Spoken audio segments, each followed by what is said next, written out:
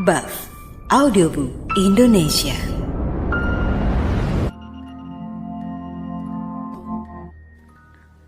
Sebuah cerpen berjudul Teman Hayalan, karya Hasanah Budi Rahayu, dibacakan oleh Elnur Cahyani.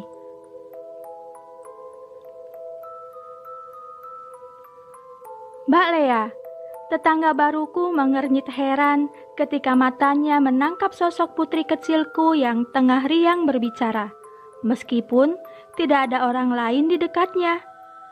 Jari telunjuk Mbak Lea menunjuk ke arah Ori, sementara matanya memandangku penuh tanya. "Putrimu kenapa, Ren?" tanya Mbak Lea. "Oh, Ori sedang bermain dengan teman hayalannya, Mbak," jawabku santai. "Teman hayalan?" tanya Mbak Lea terdengar heran. Aku mengangguk pelan. "Benar, ku dengar anak-anak seumuran Ori terkadang memiliki teman hayalan karena terlalu kesepian," jelasku. Mbak Lea terdiam. Lalu tidak lama kemudian ia pulang ke rumahnya.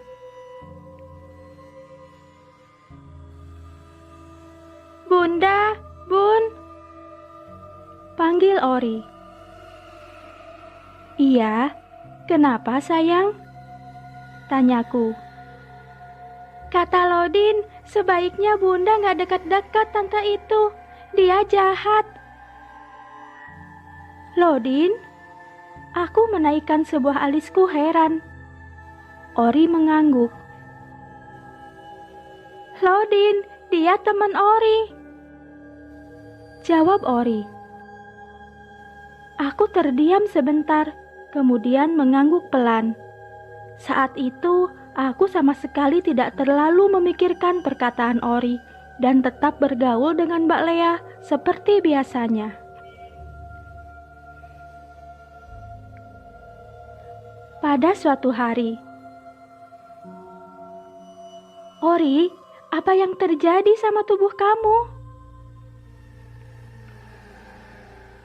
Aku bertanya dengan heran, bercampur takut, melihat luka-luka di sekujur tubuh Ori.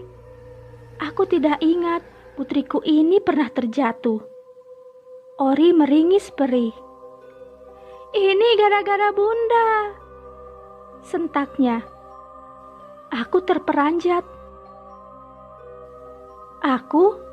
Apa yang pernah kulakukan? "Bunda gak mendengar kata-kata Lodin. Ia marah pada Ori dan memukul Ori." Aku tertegun. Bagaimana mungkin seorang teman hayalan bisa menyakiti Ori? Apa ada seseorang yang berpura-pura menjadi Lodin dan berbuat yang tidak-tidak pada putriku? Tapi, mengapa ia harus melarangku bertemu Mbak Lea? Perempuan itu tetanggaku, dan juga ia sangat baik padaku. "Pokoknya, Bunda harus berhenti bertemu tante itu. Kalau enggak, Lodin bakal marah terus sama Ori," pinta Ori. Aku kehabisan kata-kata. Keluhan Ori sama sekali tidak masuk akal. Tetapi luka-luka di tubuhnya jauh lebih tidak masuk akal. Malam itu aku termenung. Perkataan Ori dan luka-luka di tubuhnya membuatku benar-benar tidak paham. Apa yang terjadi pada Ori?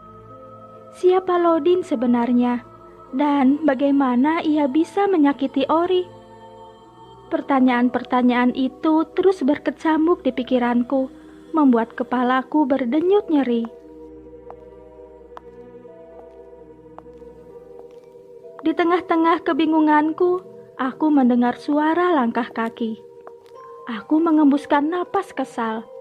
Sudah beberapa hari ini, aku terus saja mendengar suara gaduh langkah kaki memasuki rumahku.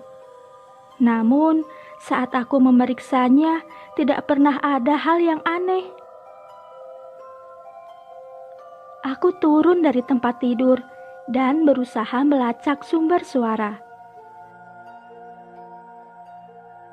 Selama beberapa malam ini, suara tanpa wujud itu sukses membuat jantungku berdetak tidak karuan. Tubuhku membatu saat kulihat sosok bocah lelaki berdiri di dekat tangga. Ia menunjuk ke atas, ke arah kamar Ori. Bocah itu tidak mengucapkan sepatah kata pun. Perasaanku tidak enak. Langkahku kupercepat.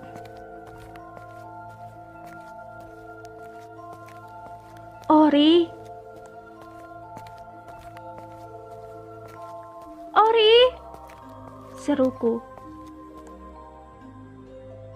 Kurang lebih 5 meter dari tempatku berdiri, aku mendapati seseorang tengah menggendong Ori.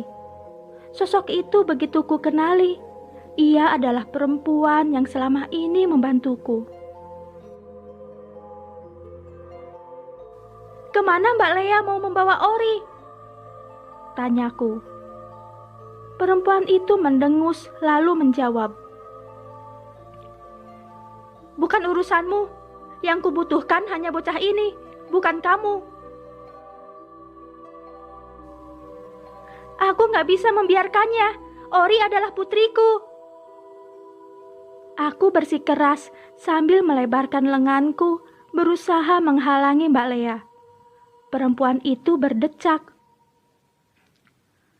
"Baiklah, kalau itu maumu, aku terpaksa menyingkirkanmu, Renata," kata Mbak Lea.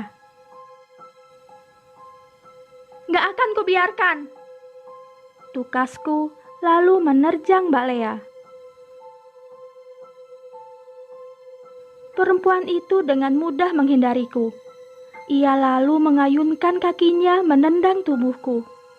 Aku yang jatuh tersungkur kemudian kembali menerima tendangan dari Mbak Lea. "Tidurlah Renata," ucap Mbak Lea. Aku merasa sakit di sekujur tubuhku. Akan tetapi hatiku jauh terasa lebih sakit. "Ori, mau dibawa kemana putri sematawayangku itu?" "Ori, maafin Bunda, Nak." Pandanganku semakin gelap seiring hilangnya sosok Mbak Lea yang membawa Ori. Beberapa waktu kemudian, "Renata, Ren." Sebuah suara kembali mengantarkanku ke dunia nyata. Saat membuka mata, yang kulihat pertama kali adalah sosok seorang lelaki yang beberapa hari ini tak kutemui.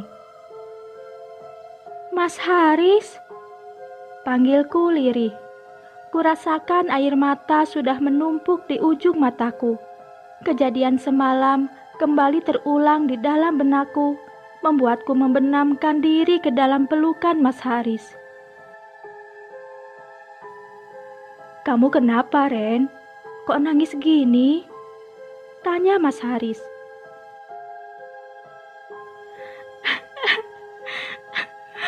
"Ori, Mas. Ori. Semalam diculik. Aku gak bisa ngelindungi anak kita, Mas." Isaku semakin keras.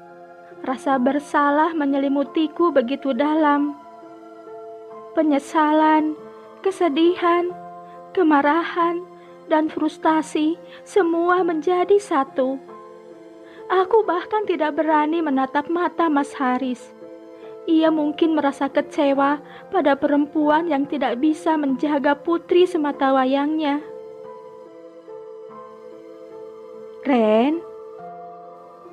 Mas Haris memanggilku. Ia mendorong sedikit bahuku, lalu menatap mataku lekat-lekat. "Gak ada anak yang bernama Ori di sini. Kita bahkan belum dikaruniai seorang anak." jelas Mas Haris. Aku terperanjat. Otakku tidak mampu menangkap satu kata pun yang diucapkan oleh lelaki di hadapanku ini. Mas bohong kan? Gak mungkin Mas membohongi kamu, Ren. Anak bernama Ori gak pernah ada di kehidupan kita. Semua itu cuma hayalanmu. Ucapan Mas Haris membuatku terhenyak. Semua itu hanya hayalanku. Ori, Lodin, dan Mbak Lea. Tidak ada satupun dari mereka yang benar-benar ada di dunia ini. Mas Haris menatap lekat-lekat mataku. Jauh di dalam hati, aku berharap semua yang ia beritahukan hanyalah omong kosong belaka.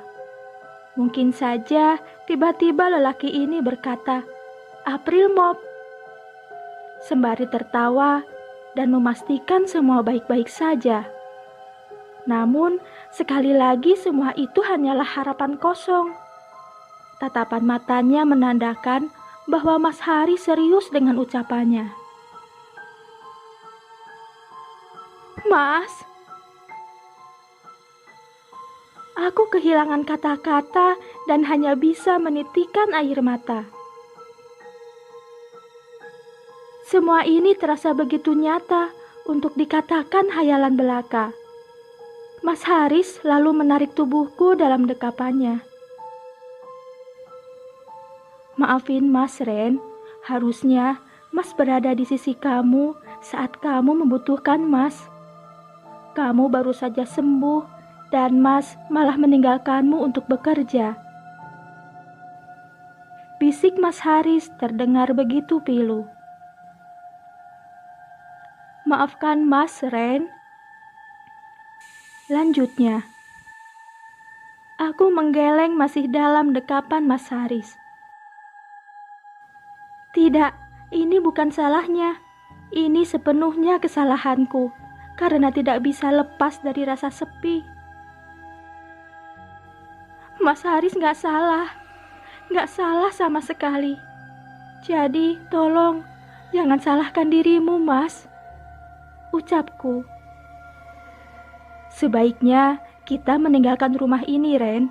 Untuk sementara tinggal di rumah ibu, ajaknya. Beberapa waktu kemudian, aku menoleh ke arah rumah yang baru sebentar kutinggali. Rasanya begitu aneh saat mengetahui semua yang kualami selama beberapa hari ini bukanlah hal yang nyata. Separuh diriku masih ingin percaya bahwa semua yang kualami benar-benar nyata. Renata, yuk. Ajak Mas Haris sambil mengulurkan tangannya. Aku tersenyum menyambut uluran tangannya. Mulai hari ini, aku akan membuka lembaran baru dengan lelaki di hadapanku. Ia telah berjanji tidak akan membiarkanku merasa kesepian lagi. Ketika melewati rumah Mbak Lea, aku merasa seseorang tengah menatapku. Langkahku terhenti. Aku mengedarkan pandanganku dan mendapati sosok yang sukses membuatku terkejut. Di salah satu jendela rumah itu, sosok Mbak Lea tengah menatapku. Yang lebih membuatku terkejut, di samping perempuan itu berdiri sosok yang kukenal dengan Ori. Keduanya sama-sama menatapku dengan tatapan yang tidak dapat kumengerti. Aku tertegun. Otakku masih berusaha memproses bayangan yang terproyeksi dari mataku. Apakah ini hayalanku lagi? Tapi mengapa rasanya begitu nyata? Atau... Apa yang kamu tunggu, Ren? Ayo. Ajakan Mas Haris membuyarkan semua lamunanku. Tangannya kembali terjulur ke arahku. Namun, kali ini aku ragu.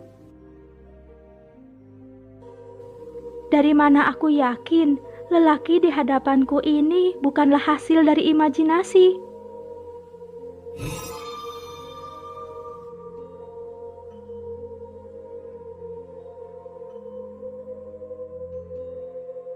See you on the next story.